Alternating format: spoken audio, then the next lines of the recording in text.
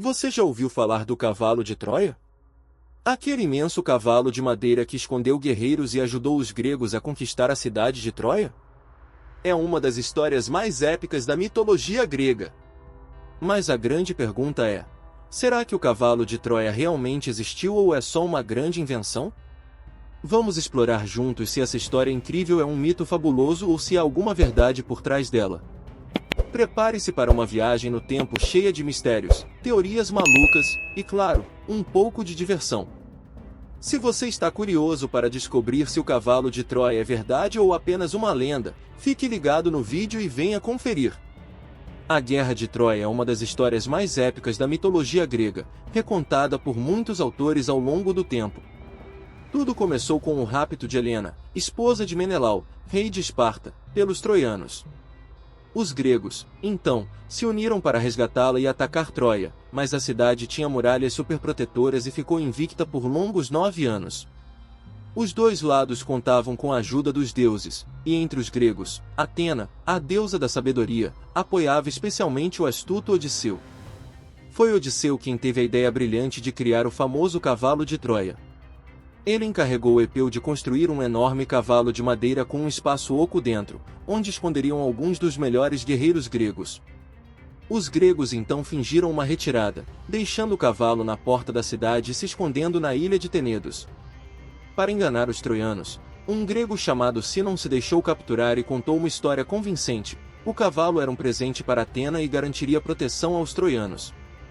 Achando que tinham ganhado, os troianos levaram o cavalo para dentro das muralhas e comemoraram com uma grande festa. Quando todos estavam dormindo, os guerreiros escondidos saíram do cavalo, abriram os portões da cidade e deixaram o exército grego entrar. E assim, finalmente, Troia foi capturada, saqueada e destruída. A história do cavalo de Troia aparece pela primeira vez na Odisseia de Homero. A cena se passa no palácio de Menelau, que está celebrando o casamento de seus filhos.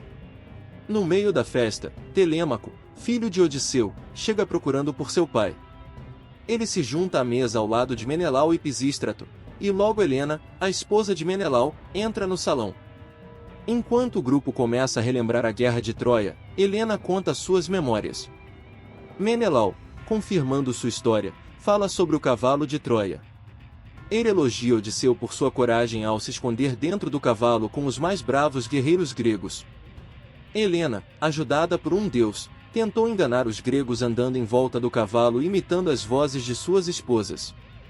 Mas Odisseu, sempre astuto, impediu que seus companheiros respondessem, mantendo todos em silêncio. Em outro momento, Odisseu pede ao bardo Demódoco para cantar sobre o cavalo. Demódoco conta que alguns gregos fingiram partir, queimando suas tendas e deixando o cavalo de madeira cheio de guerreiros na praia.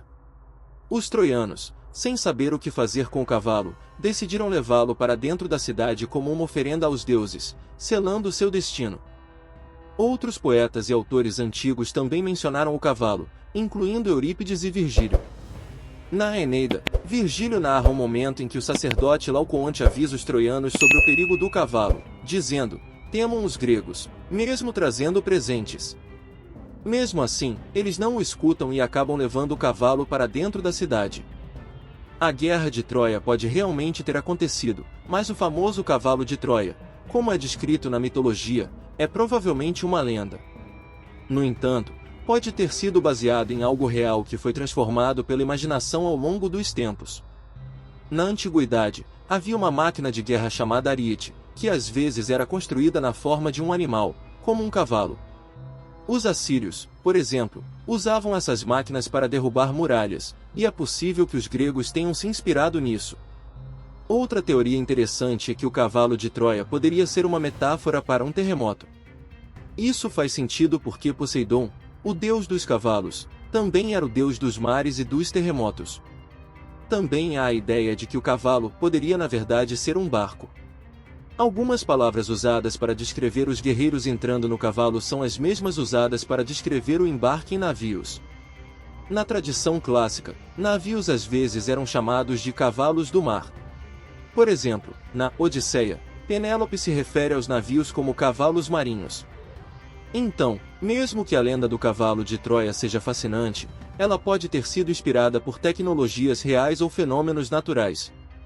E assim, o cavalo de Troia continua a ser uma das histórias mais fascinantes e misteriosas da história antiga. Seja uma lenda criada pela imaginação ou baseada em eventos reais, essa história cativou pessoas ao longo dos séculos e inspirou inúmeras obras de arte, livros e filmes. O que importa é o impacto duradouro que ela teve na cultura e como nos faz refletir sobre as estratégias e surpresas da vida.